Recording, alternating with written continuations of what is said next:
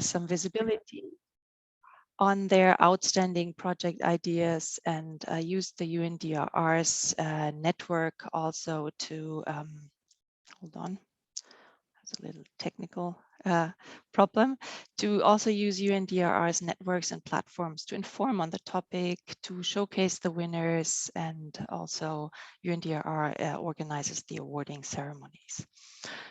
Having said this, let me introduce our award winners. Sorry, from one of the last years. I'm very, very pleased and very, very honored to have you all here with us today. It's a great pleasure, and I'm really looking forward to your presentations. We have with us today Mr. Carlos Kaiser, who is the Executive Director of ONG Inclusiva, and he won the Risk Award with his project in 2014. Let me just give you a brief introduction. He holds a master's degree in curricular innovation and educational evaluation of UDD. He has held many, many positions in disaster risk management, so I'll only name a few, otherwise it will take too long. He is a former representative of the Network for Inclusive Disability Disaster Risk Management in Latin America and the Caribbean. He's an honorary member of the Mexican Professional Association of Disaster Risk Management and Civil Protection. He's on the advisory committee of Inclusive Climate Action and Research Program on Disability of the McGill University. And besides the Risk Award, he has won other awards such as the Ramazzini Cavallo Award, and he has been nominated for the Sasakawa Award many years in a row. Carlos, it's an absolute pleasure to have you with us. Thanks for being here. We also have here with us Mrs. Shrita Gupta. Shrita, thank you for being here.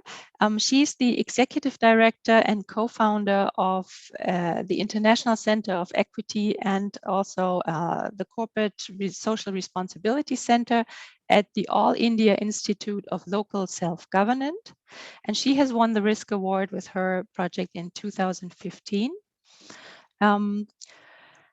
She has reached and impacted hundreds of thousands of marginalized populations in urban slums, tribal hamlets, nomadic tribes, settlements, and rural villages with various initiatives and projects. She has also won other awards besides the Risk Award. She has won the Stars in Global Health Award twice. And she's currently pursuing her PhD in social impact management from the Swiss School of Business and Management in Geneva. Shrita, it's a pleasure to have you here. Thanks. Then we have Mr. Nandan Mukherjee with us. He won the Risk Award in 2019 on behalf of Dundee University, together with the Resilience Solution Bangladesh, which is a nonprofit organization. And hold on. Nandan has a PhD from the University of Dundee, and he's currently employed as the lead adaptation and resilience specialist at the University of Dundee's UNESCO Center for Water, Law, Policy and Science. Prior to that, he was assistant professor at Brak University in Dhaka, and there he was also the director of the Center for Climate Change and Environmental Research. He holds a BSc in Civil Engineering, an MSc in Water Resource degree, and an MBA. And besides the Risk Award 2019, he got the Special Commendation in Times Higher Education Best Research Project of the Year Award also. Nandan, it's a pleasure to have you here, and very much looking forward to your presentation as well. And last but not least, let me introduce to you our fourth panelist. It's Mi Pham. Mi, it's a pleasure to have you here. Mi is the former director of CSRD. CSRD is a local NGO in Vietnam, and with a partnering organization from the University of Potsdam, CSRD won the Risk Award in 2021. Mi has over 18 years experience in doing research and development projects in natural disaster mitigation and climate change. Hold on, I'm getting confused here with my papers and change response, and she holds a master's degree in natural hazards and disasters of the Australian National University, and she's currently pursuing her PhD at Potsdam University. Again, thank you very much, all four of you, for being here and telling us about your projects and about the approaches you have taken and about how things have developed. Before we start with the projects, let me tell the audience a little bit on housekeeping. There will be, at the end of the session, the opportunity for everyone to ask questions in the room and online.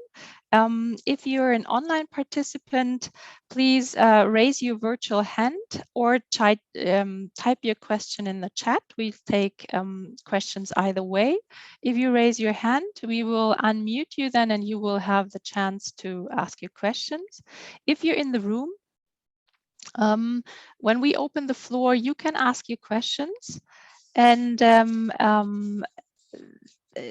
since you're not on a computer, your questions will then be repeated for everyone who's taking part online by the moderators in the room.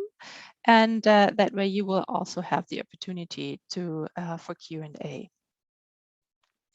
All right, then so much for introductions and housekeeping rules. I would like to start with the actual introduction of the projects now. And I would like to ask all four panelists to briefly explain to the audience what your project is about, what the role the Risk Award played, and where the project stands today. Some of the projects have been long running and have been scaled already. Others have not been running for so long.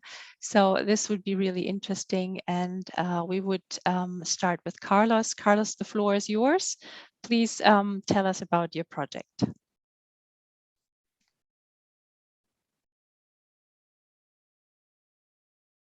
Thanks, Renate, for this kind introduction of Peñaflor Inclusive Risk Reduction City. Peñaflor is a town in Chile, near to the capital city called Santiago. Our project was thinking about people with disabilities and disaster risk reduction into a local, talking about this, the Peñaflor municipality.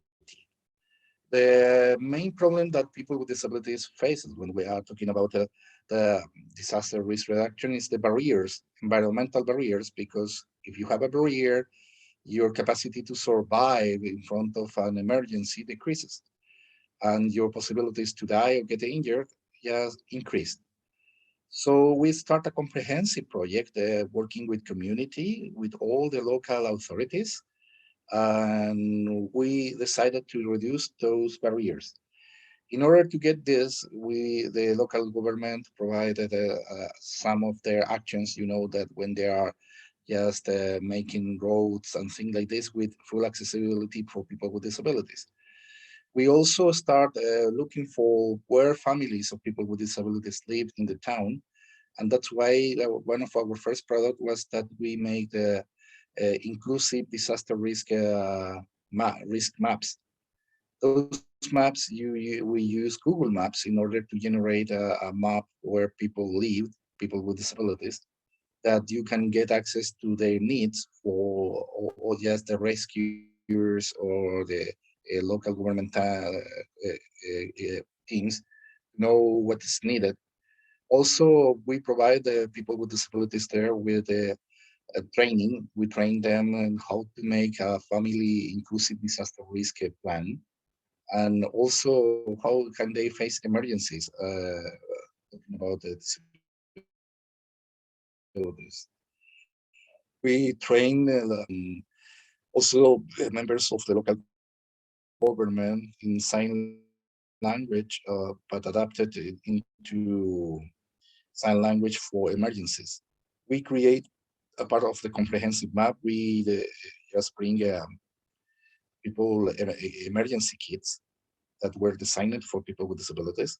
And we started just removing physical barriers in their houses, provided with ramps, with wider doors, and so on. So, because if you eliminate the accessible aspects, problems into your house, you make it a safer house for a person with disabilities.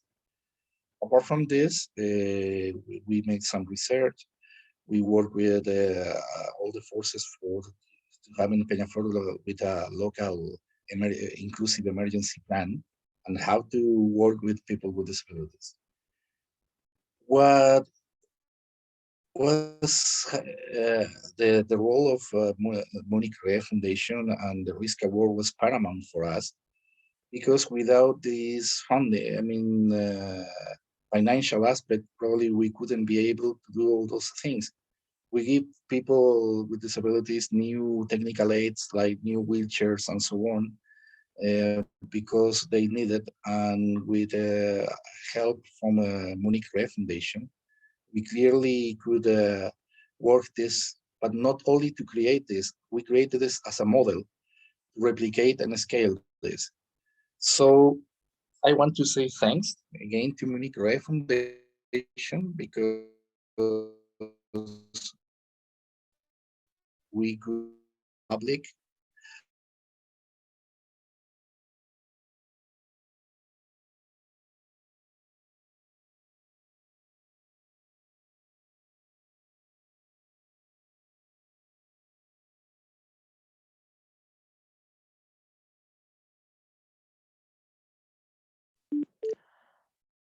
I think we're Sorry, having sorry. some. Oh, I'm back. It was a little internet interruption. Well, the thing is that we scale this up. We start promoting this model in different local governments. We sign agreement with some of them in order to promote the inclusion of people with disabilities. Then we present this model in different countries. They start adopting it. And now we got two versions of an international training course that we did it on internet because of COVID, but more than 1,500 people from over 40 countries around the world took the training course. Now we're preparing a new work in our network for Latin America and the Caribbean region with this element. We presented it to UNDR, and we are talking about things like this in Bangladesh. We have the conversation with Ms. Aima Hossein, and probably we are going to have it in Bangladesh. We show it in different research studies all around the world. We present it to some universities. And the thing is that now we are talking with Resident City campaign. We develop a tool for them to get inclusive resident cities. And now we're launching a campaign in order to have inclusive resident cities in Latin America and the Caribbean, and then to go outside the region, just promoting that local governments can have this applied. All those things has been possible just because Monique Rea believed in us some years ago. Thank you for this. And we are going to continue working on promoting this model. Thanks a lot. thank you very much, Carlos, for this brief introduction to your project. This is really impressive what you have accomplished over these years. And I think we'll have the chance to talk a bit more about scaling and further funding later on. And I'm sure there will be some questions from the audience regarding these issues as well. I'm really impressed, and I'm very eager to hear more from you about the scaling success you have had. Thanks very much for the moment. Then I would like to hand over to Shweta to introduce us to her project. The floor is yours.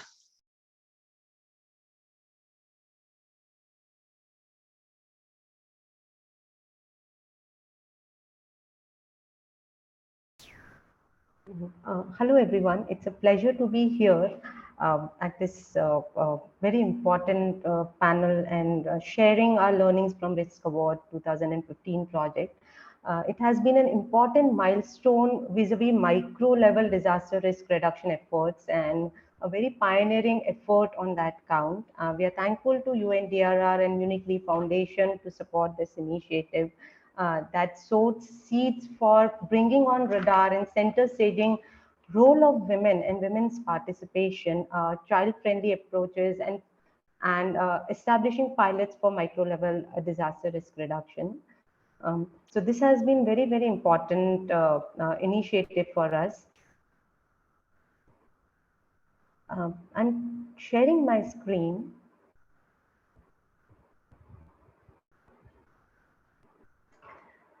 More importantly, why this Risk Award 2015 project has been very important is it unlike other disaster risk reduction efforts that are at a macro level, this risk award allowed us to undertake disaster risk reduction efforts at a micro level for the most marginalized populations that have been hitherto neglected from disaster risk reduction efforts. It also allowed for center staging role of women and establishing child-friendly approaches by using different modalities of education plus entertainment, visual tools for children and semi-literate populations, and importantly, establishing these participatory tools to enable and facilitate community participation that provides strong foundation of taking these processes of micro-level disaster risk reduction effort. So the key innovations that were enabled through this project were self-assessment and planning by community to understand, assess their risk, disaster risk, and plan for its mitigation, reaching out to different stakeholders, be it local government and other NGO and other stakeholders to address this issue. Secondly, cadre of women was trained as women master trainers and community volunteers because despite women and children being 14 times more likely to be impacted by disasters, there have been hardly any efforts for their participation and for their role in these disaster risk reduction efforts.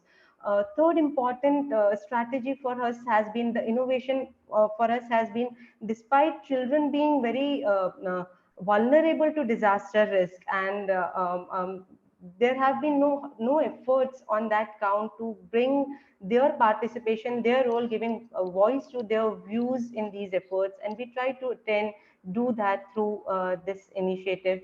The outreach and impact has been, we could reach 64 locations across diverse settings of urban slums, rural villages in hinterland, and more importantly, those indigenous populations, those nomadic tribal settlements, forest dwellers tribal settlements, because they have been completely out of radar of any disaster risk reduction efforts. These on-field community-centric participatory approaches could reach to more than 90,000 beneficiaries, of which more than 50% have been women. We could reach and positively impact 20,000 children through these approaches. The focus has also been establishing community-centric approaches with participatory methodologies, but also taking this process further and making it more sustainable in the long run. That's why we also strengthen community level resources, establish grassroots sustainability mechanisms in the form of community apex body, children's organizations, we call them as Bal Panchayats, where children can come together, express their views. Uh, Also engaging youth and capitalizing on this energy of youth from the community and from different colleges and institutions, where we could train these youth to be a voice of taking this process ahead. For the same, we could also initiate the dedicated movement, like movement of youth for disaster risk reduction, and could engage more than 1,500 youth volunteers from local, national, and international arena. Uh, The seeds sown by risk award project have led to upscaling of DRR efforts, and more it got further fostered and strengthened during these last 2 years of COVID-19 pandemic, where community centric approaches have come to forefront, and where we realize the importance of having it at micro level efforts. And this upscaling has now reached to 76 tribal villages covering more than 63 slum pockets, which benefited 0.3 million underprivileged populations. Although we could reach more and more hitherto neglected population, women and children from most marginalized communities in tribal areas, rural areas, and urban slum pockets, we realize that there has been a gap, a major gap, vis-a-vis differently able populations, and we developed our own pilot innovation of Khushi doll, the picture you could see on the left side of the screen, and we have already piloted it in urban areas and rural areas, and we for visually challenged. So this helps to take the messages of disaster risk reduction education, disaster management to visually challenged populations to begin with, but our dream is to take it with speech and hearing challenged populations as well. More importantly, we realize that funding could become a challenge vis-a-vis disaster risk reduction efforts, because largely the funding gets focused on relief efforts. That is what we have also seen in COVID-19 pandemic and other major disasters, during other natural disasters that have happened in recent past.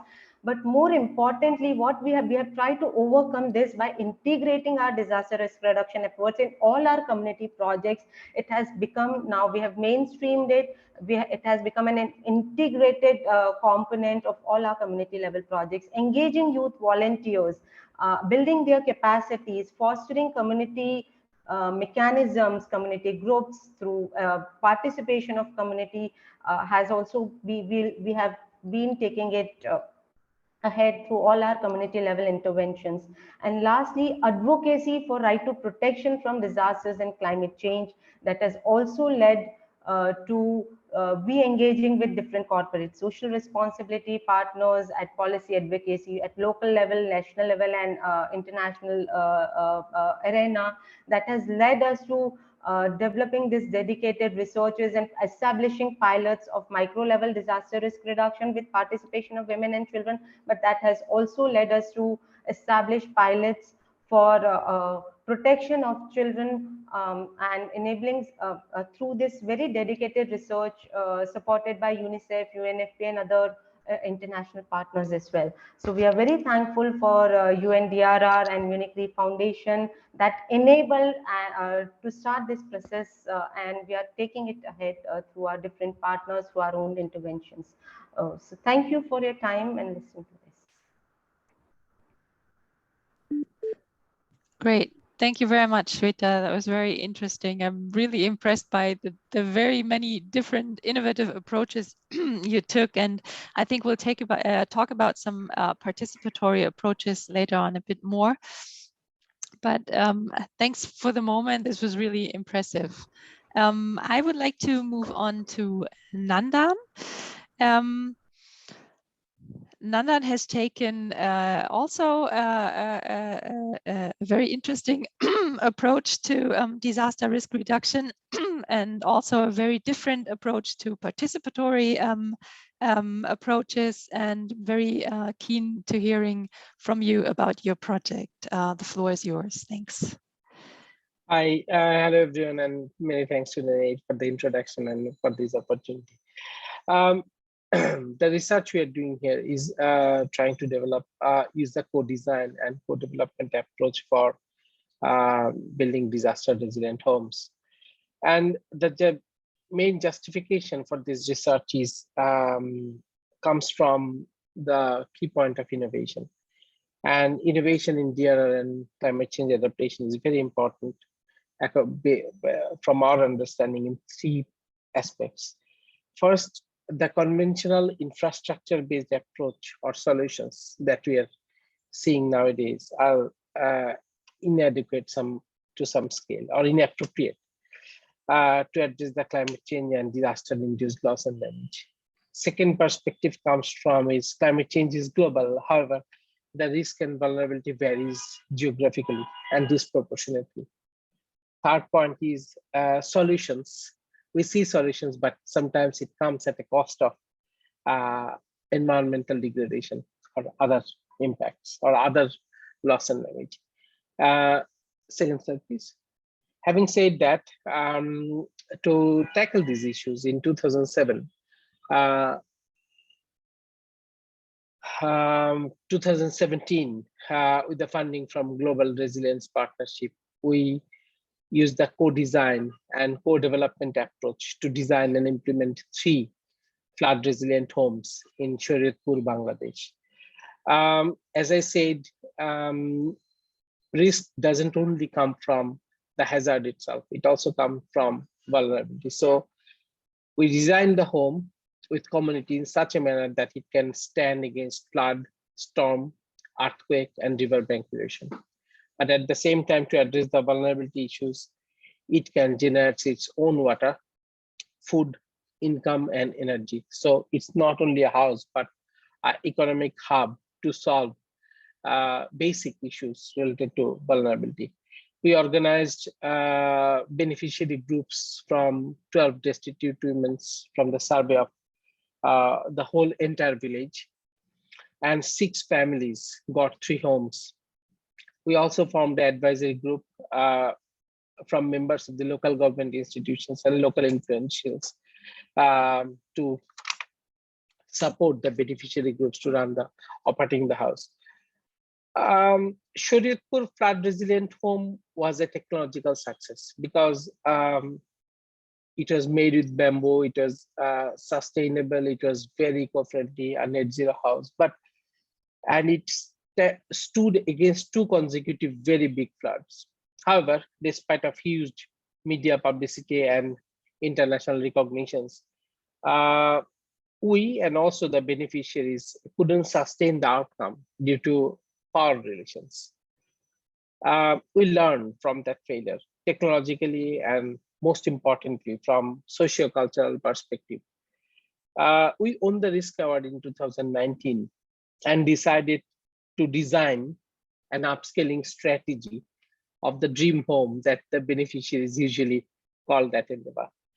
So we sat with the communities in the coastal region for co-designing a disaster resilient school this time, so that the school can stand against sea level rise, salinity, and storm surge, that is the coastal disasters. We utilize the concept of biomimicry. We learn from beehives. We learn from beehives and try to mimic that into the structural form. Because whenever a disaster strikes in the coastal region, especially in our Sundarban, the largest mangrove forest, we find that the beehives remain intact. So we try to learn the structural integrity of beehives and other philosophical underpinning around that. So we designed a school that is 100% off-grid and self-sustainable in food, water, and operating cost. And the school, the most important part was we designed the school so that we can influence the younger generation. We are too old to learn something. So we targeted the younger generation so that they can learn by living with the applications related to net zero and nature-based solution, and they can practice that in future in their own life. Next slide, please. So since then, since 2020, after the pandemic, we couldn't achieve significant progress from the risk award funding because our activity was mostly co-designed. It was field-based, but COVID stopped us in many ways. So what we did instead, since 2020 and now continuing, we are experimenting with soil and bamboo, that means eco-friendly materials, to build the most strongest, safest, and affordable home for the coastal communities. Our first home in Shariatpur was $10,000. It was made of bamboo, but this time we are building a duplex, 3-bedroom villas at just $2,500 US.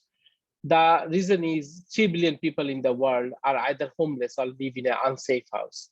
We want to help them by providing an affordable home solution that is disaster resilient, that follows the principle of net zero, and that ticks 13 out of all the SDG goals. So it addresses 13 SDG goals. We are currently working a few prototypes in Bangladesh. It's not only home, but also how bamboo can help influencing large-scale structures. In the background, you can see a 1,300 square feet floor space made out of a bamboo dome, which is very strong. You can see one of our colleagues standing right on the top of the bamboo structure. So, and this beautiful home. So the risk award funding and the recognition helped us pursuing this dream. We are trying to find out fundings from different sources, and we found that funding is not a problem. Rather than the challenge itself is how to mobilize the community, how to implement the co-design approach for this kind of innovation. Thank you very much. Great. Great, thanks, Nandan. Every time I find this so fascinating, the way you developed and envisaged these prototypes and how they develop. I'm very keen to hear more about your scaling efforts and how you're going to do that in the future later on in the discussion. And now I would like to hand over to Mipam. She's our most recent Risk Award winner from 2021. And her project is on flood protection and mangrove. She's using nature-based solutions, and I'm very keen to hear about the progress your project is having at the moment. Mi, the floor is yours. Thank you. Yes, hi everyone. Thanks for having me today to talk about our project. I'm the representative of the project team, including the Center for Social Research and Development in Vietnam at the UP Transfer GmbH, University of Potsdam in Germany. And our project name is Strong Roots, Strong Women, empowering women for community and coastal ecosystem resilience in Central Vietnam. And as you may know, Vietnam has been ranked among 5 countries likely to be most affected by climate change. And our project site, the Thừa Thiên Huế province, is located in the central part of Vietnam over here. You can see here. And its topography is steep and confined. And it has 120 kilometers of coastline. So with this location and topography, Thừa Thiên Huế province often face high risk of floods every year. And actually, the year of 2020 showed us a very typical case of the abnormal changes of disaster in the central part of Vietnam, because this part that faced continuously extreme weather events in 1 month, and the losses was really huge. For Thừa Thiên Huế province only, 31 people died and 11 people missing. And the total economic loss of this year was up to 51 million USD. So in this situation, our mission is that to build a resilient community. So we work on climate change and disaster since we established in 2008, and we keep working on this with the aims that we want to have more resilient community. And in the year of 2017 and 2018, we implemented a nice project called Resilient, and we have some significant achievement in terms of ecosystem-based adaptation. And from this achievement, we continue and build up a proposal called Strong Roots, Strong Women, and we won the 2021 Risk Awards. So this awards was really great opportunity, motivation and encouragement to us to have some follow-up activity to support our community. And in this project, we focus on 3 main aims. The first one is women empowerment in disaster risk management. Here we give opportunity for women to take lead, to be the change agent in community, to do DRM practices. They take list in communication events. They can help like initiate some livelihood model. And for the second aim is that the coastal community and ecosystem resilience. Here, we raise awareness for community. We make them more well prepared for extreme weather. And we also have some activity like restore the ecosystem. And it's linked to the livelihood as well. Because when we create a better habitats for species along the coastal lines and area, that means people will have more sustainable income. And of course, through this goal will contribute to the last one, that is the climate change impacts mitigation. And up to now, after almost 1 year of implementation, we overcame some challenges, for example, pandemic situation or abnormal extreme weather last year. So sometimes we have to delay the activity a little bit, but actually we try our best. And here you can see in the middle here is the main channel of communication of our project. It's called Strong Roots, Strong Women. It is a story map and the progress, updates, challenge, and achievement we put in here. Then you can see further information. And up to now, there are two main results I would like to mention. The first one, we gain the support from local authority and local people. Here, to this photo, you can see this the way we work with community. We meet with them, we introduce the project, and we gain their support. And here, this photo show you how people participate in our activity, including many women here. They are preparing the location, the site for nursery. And the second result I would like to talk about is setting up the nursery site. We have like, up to now, we have 15,000 seedling of mangroves, and there are two types of mangroves we have in here. The first one is Rhizophora apiculata, and the second one is Soneratia cassiolaris. And here is the current status of the nursery site. They are growing well, and we will plant them along the coastline.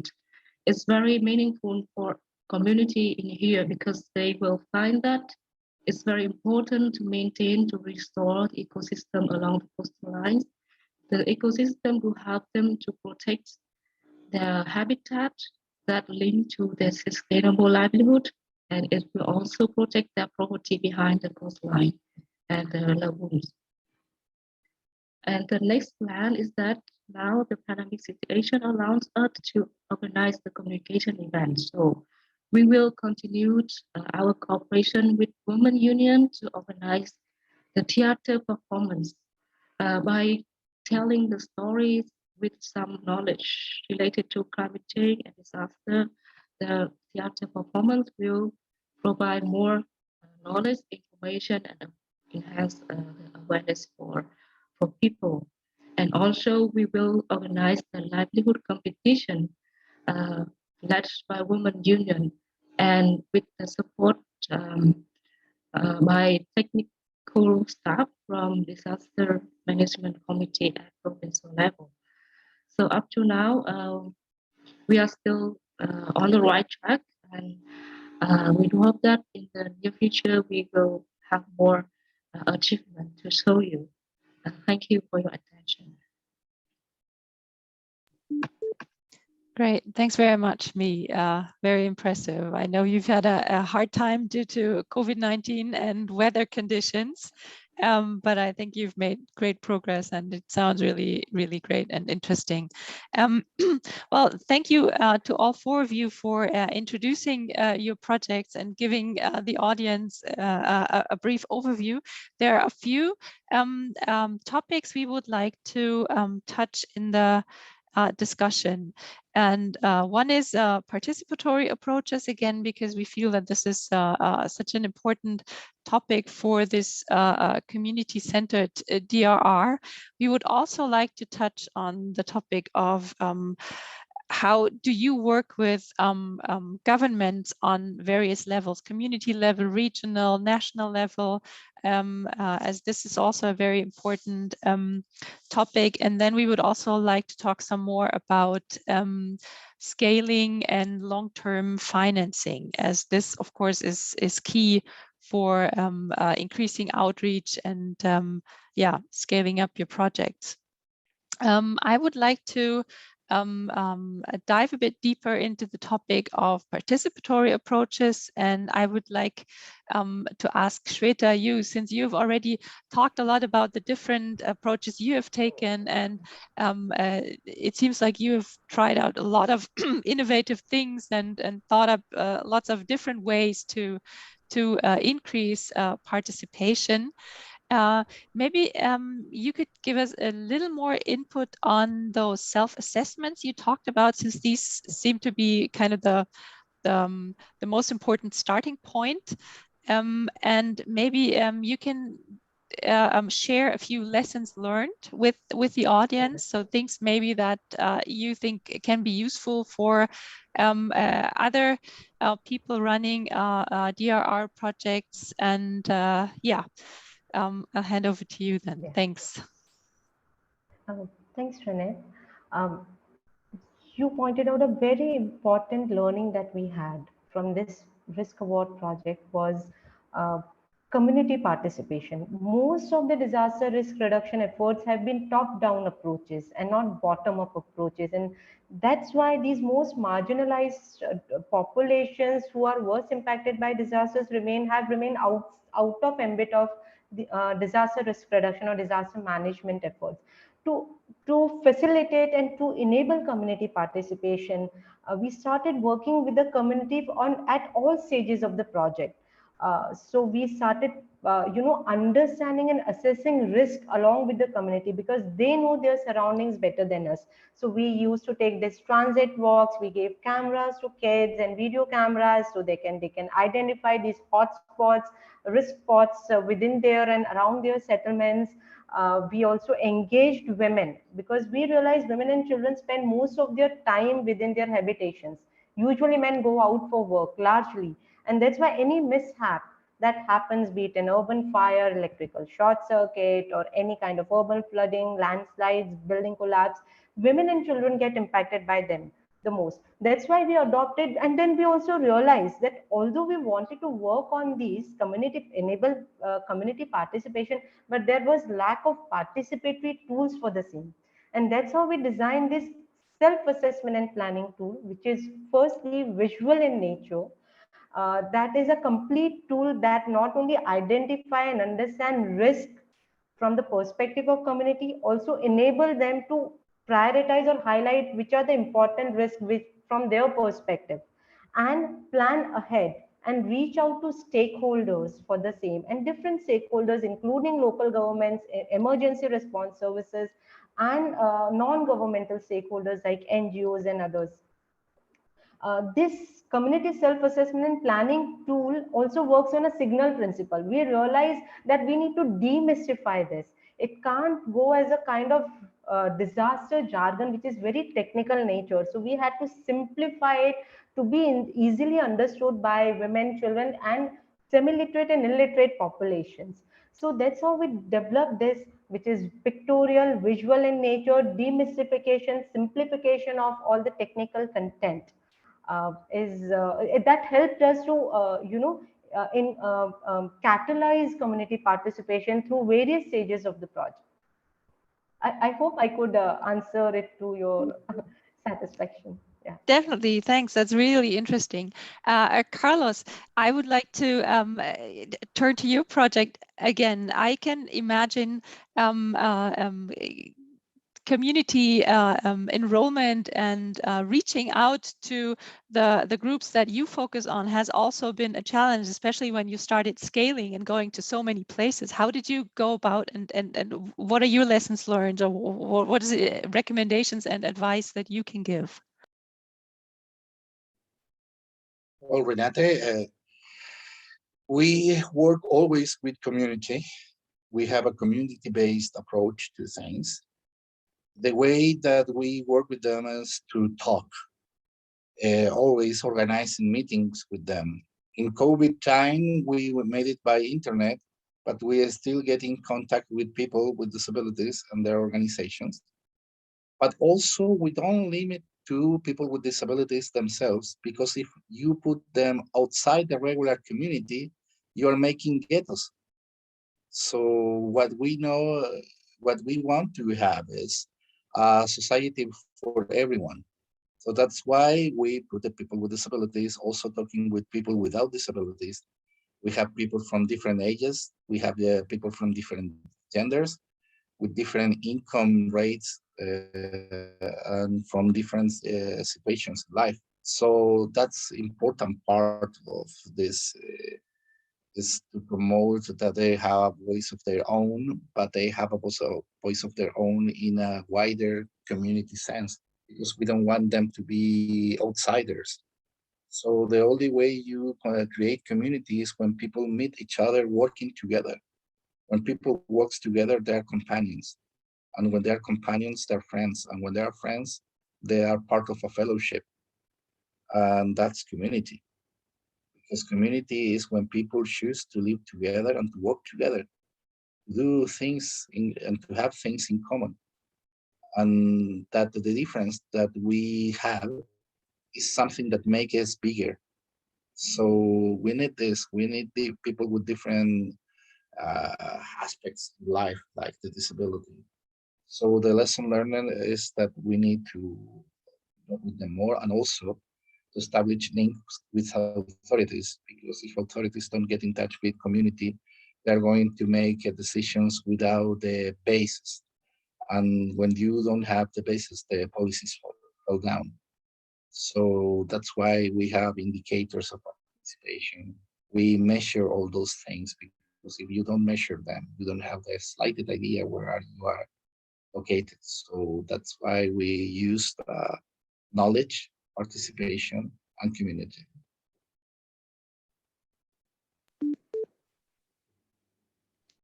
Thanks, Carlos. Can I just stay with you here for a second, because you already kind of jumped ahead to the next topic, which is cooperation with governments and how does that work?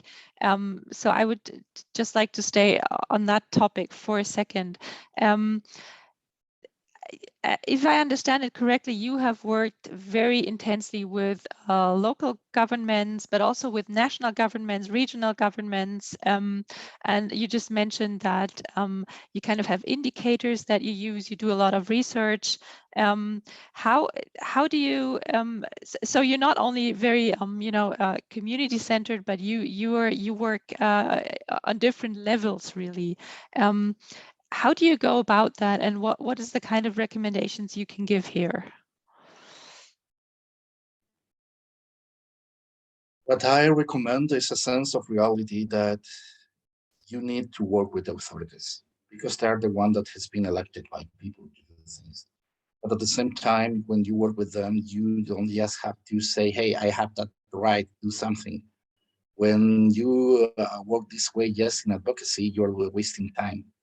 You have to be with them saying, hey, you know that this is a problem we have, but we have some solutions for them, for those things. So you have to provide solutions. You have to be a partner of the authorities.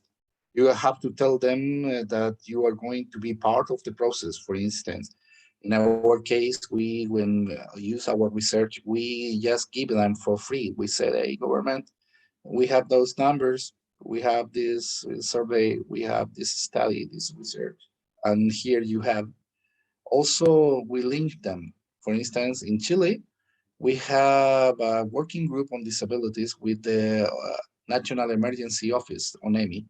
ONEMI is the institution for disaster risk in Chile.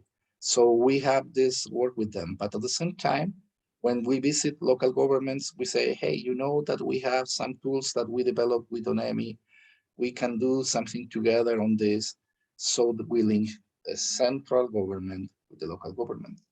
And also we talk with different organizations. We say, hey, for instance, we are now working with the legal medical service in Chile. This is a service that is the one that it deals with the dead people, you know, if there is an accident, an earthquake, or whatever. And you know that Sendai asked for disaggregated data, statistic data, but no one have it about people with disabilities. If you ask any country in the world, how many people with disabilities died because of an earthquake or a tsunami or whatever, the answer would say, we don't know. Now we are working with our government, creating the instruments for they to get the data and to use this as indicators. Our indicators are quite simple. For instance, we said to our government, for every dollar you invest, how much money goes to disability? For any activity you are doing, how many people with disabilities has been invited? For any initiative they have, we said about accessibility, how many accessibility measures have you taken into consideration, for instance, for this event or that event, or this program or that program? When they are working, creating policies, we said, have you asked people with disabilities? That's an indicator of participation, meaningful participation, of accessibility, of investment, many things. So you just ask, are you considering what happened with people with disabilities? And we're saying that, for instance, disability has a gender issue too. A lot of women, there are more women with disabilities than men. And caregivers in our zone, like Latin America, are always members of the family, and 98% of them are women. And at the same time, are women that deals with having, you know, the income for the family. So we have also saying that when they talk, well, we're going to talk, for instance, about the native people, we said, hey, we have native people with disabilities. When they say we are going to talk about elder people, well, you know that 2 or 5 elderly person are person with disabilities. So we are everywhere. But people tend to ignore and to believe that this is invisible, and that's why we are trying to say that you need to be involved on it, and that's what we're saying. Thanks, Carlos. Very interesting. Nandan, let me get back to you. I can imagine that with the type of project that you're doing on infrastructure innovation, it's also really, really important to involve community, local governments, but maybe also on a higher level, since this, I'm sure, ties in with a lot of other planning processes, governance processes. So maybe you can share some insights in that. And also beforehand, you mentioned that it was also a challenge to mobilize community participation, if I got that right. So maybe you can talk a bit about how you went about this and how you addressed this issue. Thank you. Thanks for the question, because as I said, technologically, our innovation worked well in both the instances, like in the first phase of Shariatpur project or the current project that we are doing now. But the main issue was involving the community in the later stage of the project.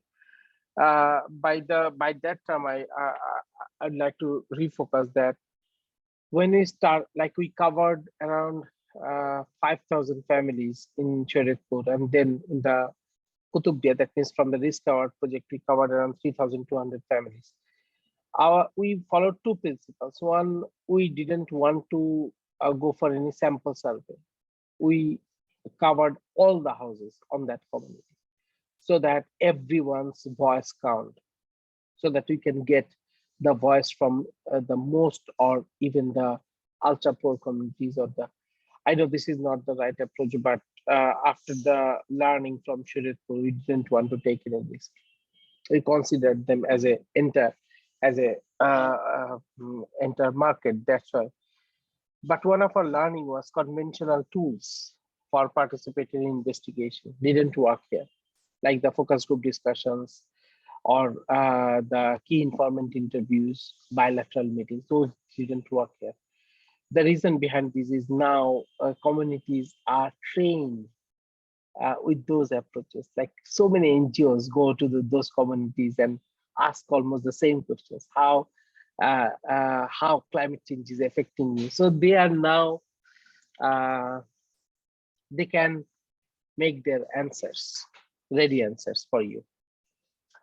So, but the project really progressed well when we started staying with them.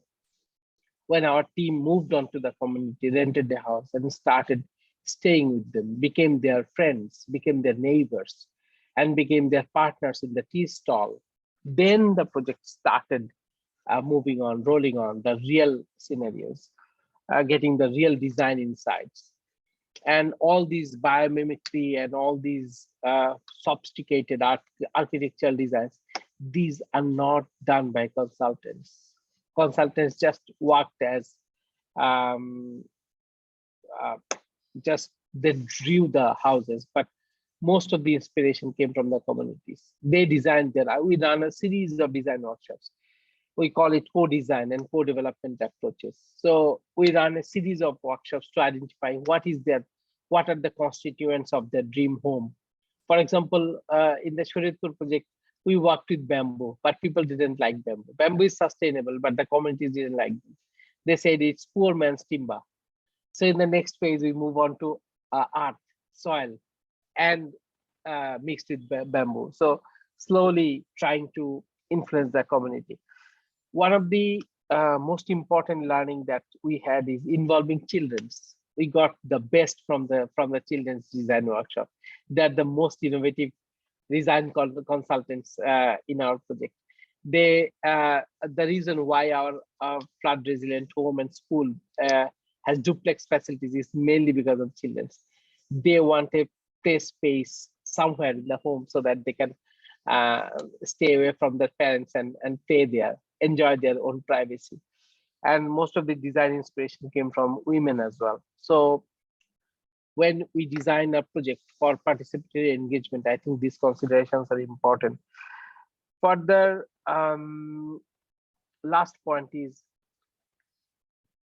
I want to echo with one one of our previous finding is beneficiary groups and community-based management approaches. Nowadays, in such a scale of resource scarcity and livelihood insecurity, communities are not live on those commune anymore. They, rather than they compete for resources, in many cases, I'll not say in all the cases, in many cases, they compete for resources. For example, when we identified 12 women from the entire community, they were happy that they wanted to participate in all the processes, in all the design meetings, everything. But when it came down to the question of to whom we are going to deliver the home, that everyone wants, and they didn't want to compromise with that. Everyone wants to be the direct beneficiary. So those are the findings. That means when we try to innovate something and involve community for long-term management, I think not always the bookish approaches work. You have to innovate the approaches like Sheta did, like Carlos mentioned. You have to design your own approach. And these approaches are not common for every place. Thank you.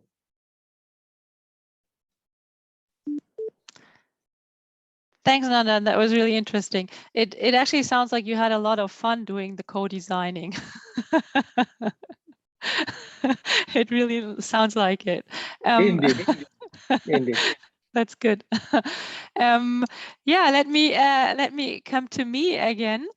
You also said that you work very closely with the Women Union and try to involve women very intensely.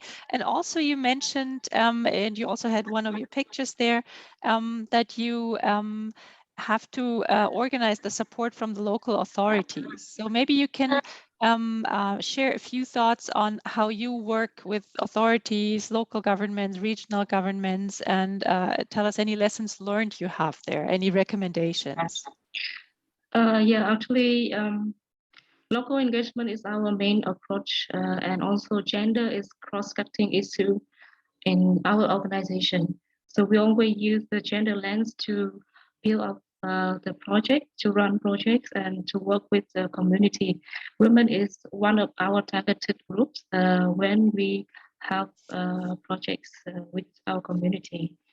And the important thing is that we need to cooperate with them, local authority and women union, because actually with the local government, they are very important to our project. For example, any project needs their approval when we work with community, and they have a good influence on the project sustainability.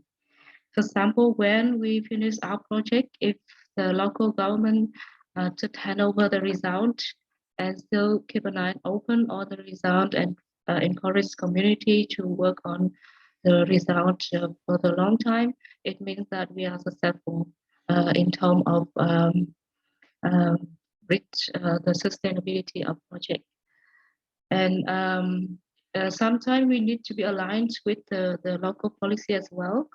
That also shows that how our project meets the local needs. So, and the local government also have good influence on local ownership.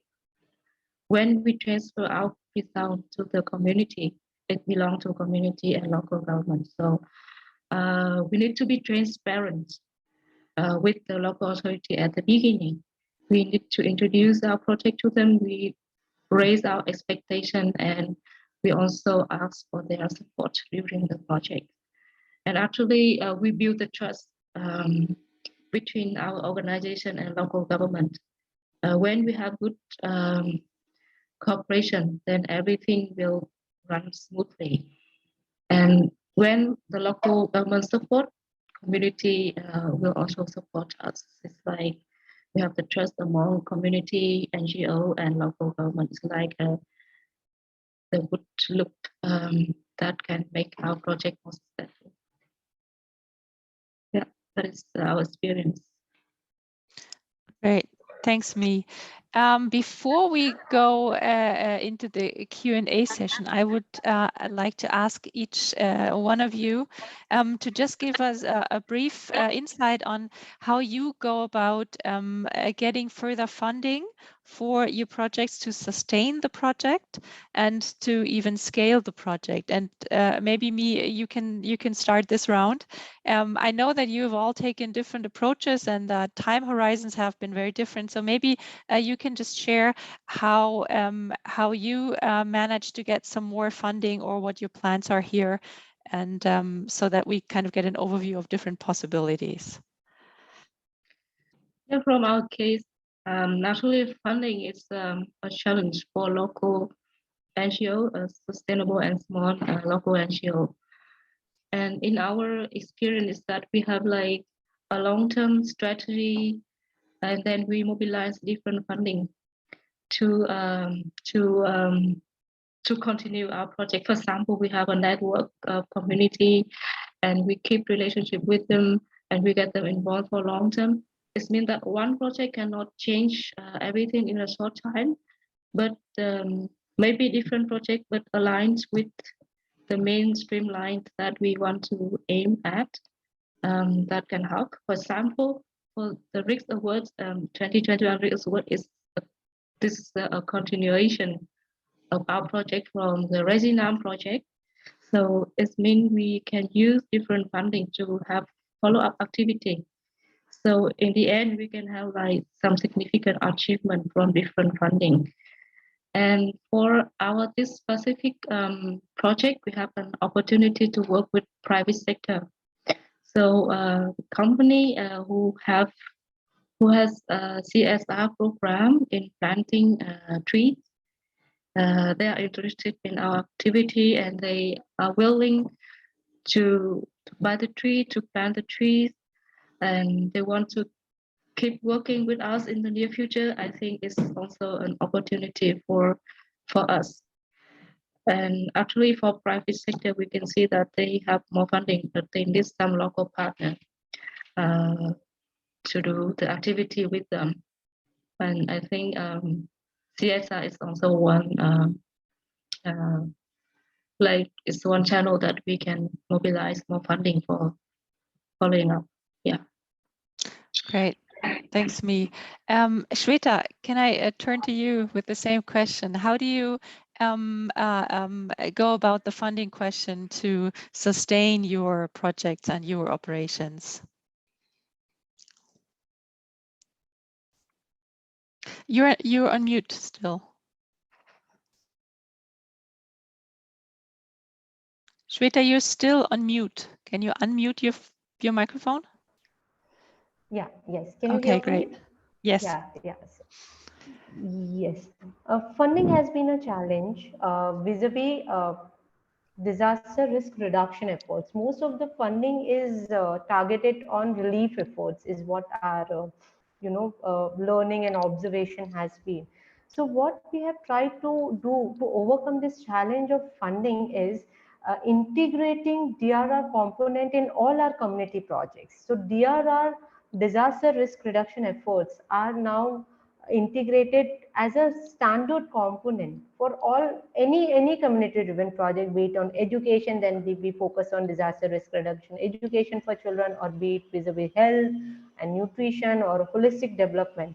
So that is one way we could overcome this challenge. The second has been leveraging other resources. So partnering with various corporate social responsibilities, with various international national funding organizations, that has also helped us to overcome this challenge. The third has been leveraging and capitalizing on this energy of youth. So there are many youth volunteers that are associated with us, engaged with us, be it from social development sector, or youth in colleges studying for internships.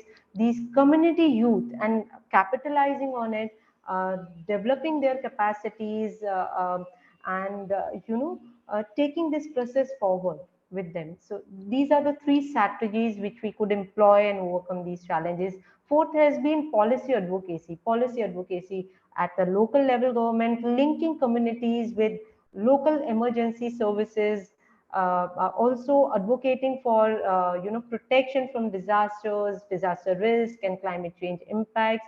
That also led us to developing these district child needs assessment and child protection planning reports for two major districts in the state of Maharashtra, and our efforts are on that count. We also have our community projects.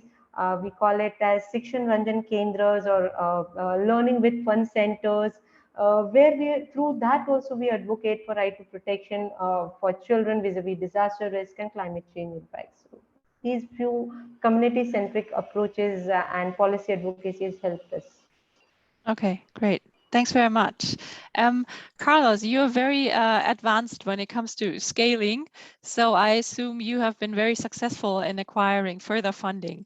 What are your main strategies, and what worked well, and any recommendations you have? Well, I admire because it has been very difficult to get funding because of very structural problems. First, my institution as an NGO is one operating in a small town in a Latin American country.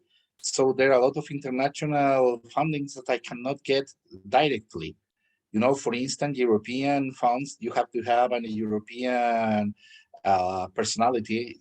You have to be part of Europe to get money, except with things like that you are doing, for instance, with the risk award. But if I'm going to ask money, they are going to say no. So probably what I am doing is, first I look for local funding, and we got a funding that was for 2 years now, finishing now, that there have been around $500,000 from the regional government of Santiago. So the regional government provide us those money. Also, we've been presenting those knowledge to our government. Sometimes they hired us, so we've been providing services, and they paid us for those services. Yes, for showing the knowledge we have about disaster risk reduction. Now we start making partnership with different institutions from Europe in order to get European funding. And also we start working now with a system in order to get fundings from the United States of America. This way we're working. We did it. We has been successful, but has been so difficult because those structural barriers that we faced.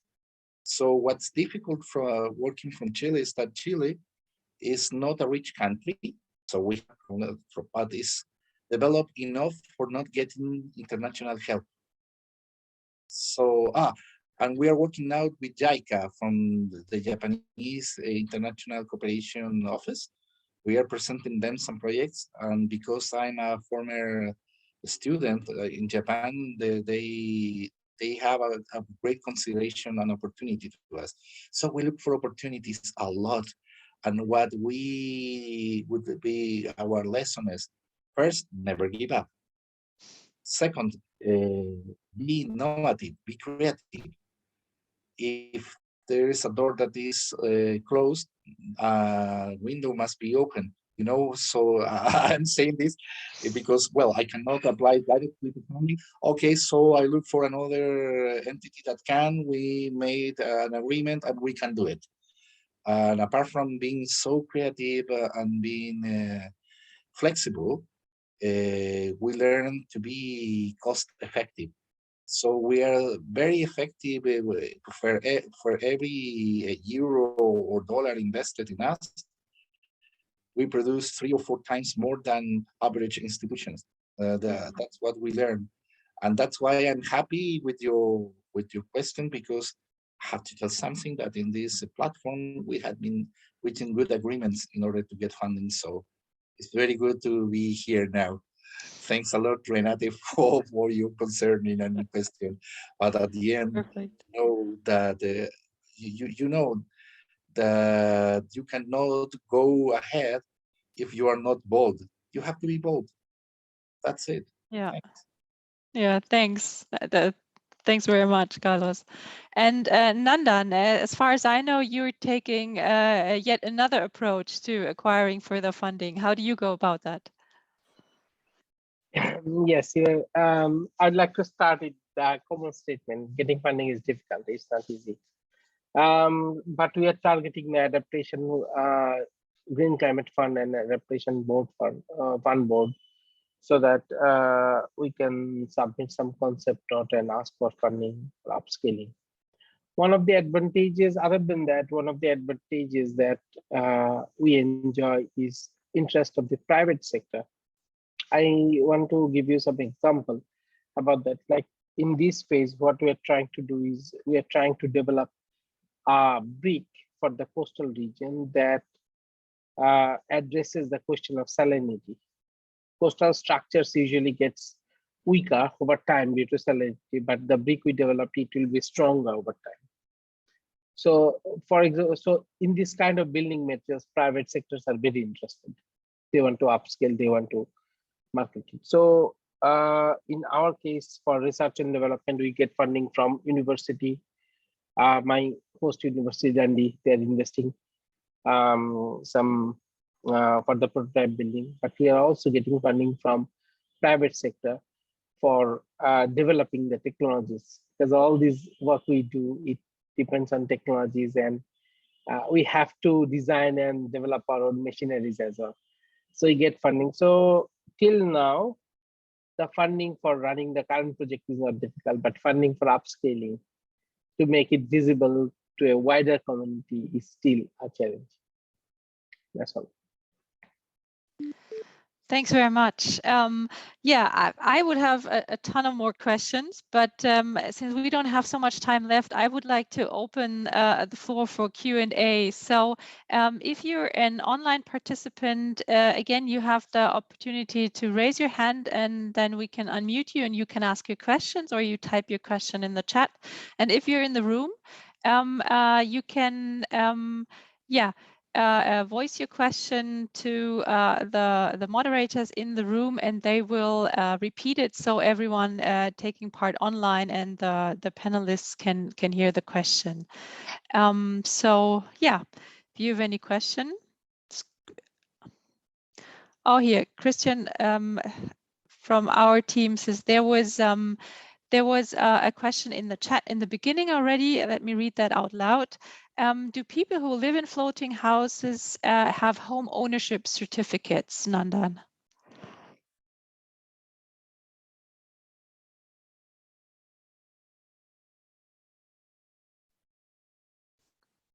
Yes, we handed over the ownership to the beneficiary communities and to the direct beneficiaries. As far as I can remember, we handed the transferred the ownership to the committee. That is the 12-member committee that we then they selected the 6 households who are going to live on that 3 premises. So answer is yes. Great, thanks. Any more questions? I don't see any hands up here from the online participants. We have a question Okay, from the great. in-person participant. Hi, can you hear me? Yes. Oh, perfect. We even have a microphone there. Great. Yes, so hi, my name is Maya Henson. I work at the German Development Cooperation Agency. I would actually have 2 questions. My first one would be for Mr. Kaiser. You talked a lot about how data and indicators are very important for working with authorities and institutions. I'm just wondering, is data enough to actually mobilize action among these authorities and institutions? And if not, what else would be needed to actually get them to do something? And then for Mr. Mukherjee, in your future plans for upscaling these floating homes and your sustainable schools, are you also looking into insuring these buildings? And what would be your plans for that? Thank you.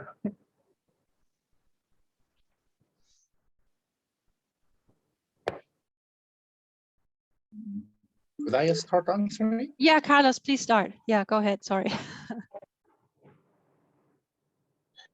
Your question is very good about data, because you know that without data, you cannot have decisions make it based on evidence.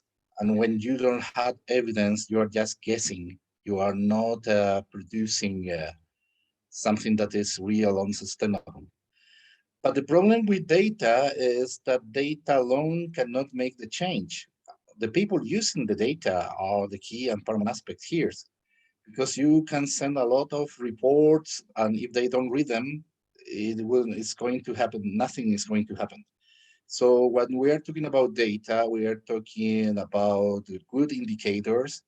We are talking not to just put a lot of numbers or speeches or whatever. We are saying that we need to produce accurate information, easy to be used, accessible for all. That's what's happened with data. So thanks for your question. And I just would like to add that decision makers need to be to take a evidence-based decision. If not, we are just following a very dangerous path. Thanks. Thanks, Carlos. Then I hand over to you, Nandan. Yes, thanks for the question. The reality is we are planning to use microfinance tools for supporting the poor families.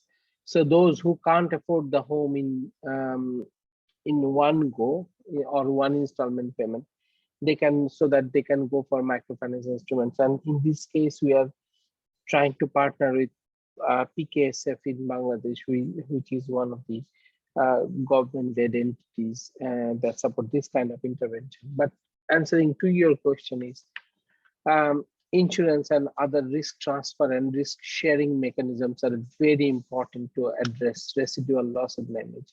These buildings are safe, but they are not foolproof when climate change is concerned, when extreme events are concerned. So I think insurance and other risk sharing mechanisms are really important. But in Bangladesh, that culture has not yet started of introducing the micro insurance or index-based insurance mechanism. It is in our plan, but we have not introduced anything yet. Thank you. Thank you, Nandan. Mylene, are there any more questions in the room? Yes, we have another one. Okay, great, thanks. Hi, my name is Wahyu. I'm from Indonesia. Thank you for sharing for all the panelists. Thank you for sharing with us your journey and as well as your insightful project. My question to all panelists is related with what is the not the challenge, but what hampering your government in replicating your very good project, this very good project, because what I saw that the one that in central Vietnam, it could be replicated in the other part of the Vietnam, as well as what been done by Carlos, and as well as what been done with the floating house or floating home for the resilience. I'm just wondering what hampering your government to invest more to replicate or to scale up to the entire of your country. Thank you. Is there anyone who wants to go first? Just, unmute yourself and go ahead. Yeah, can I volunteer? First is, thanks. This is a very important question because this is the concern where we are stuck sometimes. For example, the influencing or changing the building code is very important in our sector, like ecological construction, nature-based solution. These are economic, these are more efficient, these are more durable, more sustainable. But when it comes down to mainstream these concepts into the policy planning, or for example, in the building code, that's a difficulty. It takes time. It takes getting it vetted from many authorities. That's a challenge all over the world we are facing. And I just want to raise another concern, changing the mindset. Like even today, everyone call it floating home. We call it flood resilient home because it's more than floating. But people want to, most of the policymakers or most of the audience, they want to compare that with boat houses. It's not boat house. It's a flood resilient home that provides alternative livelihood, climate smart, resource management options. So changing the mindset of not only the government, but also stakeholders. It takes time. And we can't push that it will happen overnight. It's transformative, but it takes time. So these are the issues. Number one, changing the mindset. Number two, getting the scientific validation, and validation from the policymakers is very, very important. That's stopping us in many instances. Thanks, Nandan. Does anyone from the panel want to add something? Please go ahead. Just I can add something from our model. That is a very good question. It's really possible to replicate our model along central part of Vietnam or even other parts. And actually, currently there are many other bigger projects working on planting mangroves.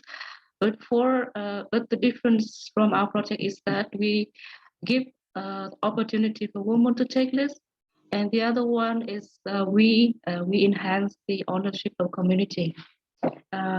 This one has we are very optimistic about this idea because now local authority and local community are very interested in running the nursery site by themselves.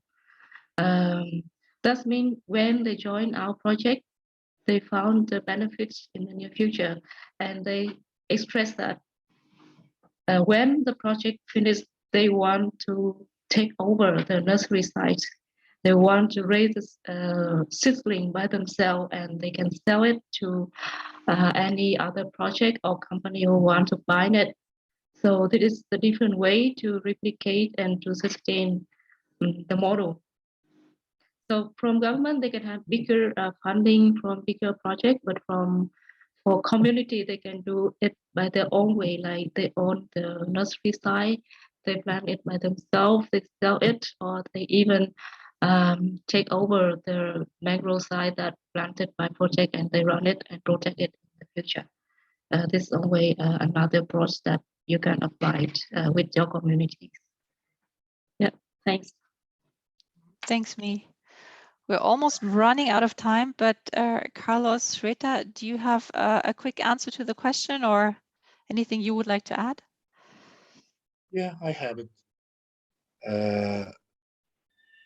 We can replicate those things with the government because we propose them in a position that we are partners. We're not just demanding. You know that sometimes civil society is demanding, which is good. It's good to ask our politicians to fulfill their word, and it's good to ask our authority to lead and to protect and so on. But at the same time, when you are presenting something, if you want the job done, have to be done by you. So every time I made a deal with my government or any government, I start saying to them that the way I can, for instance, contribute the resources that I'm going to contribute to, the information that I'm going to share, the people that we are going to involve as network, because when I offer things to them, not only work as Inclusiva, I work as Inclusiva, but I call a great network of different institutions that can have part of it.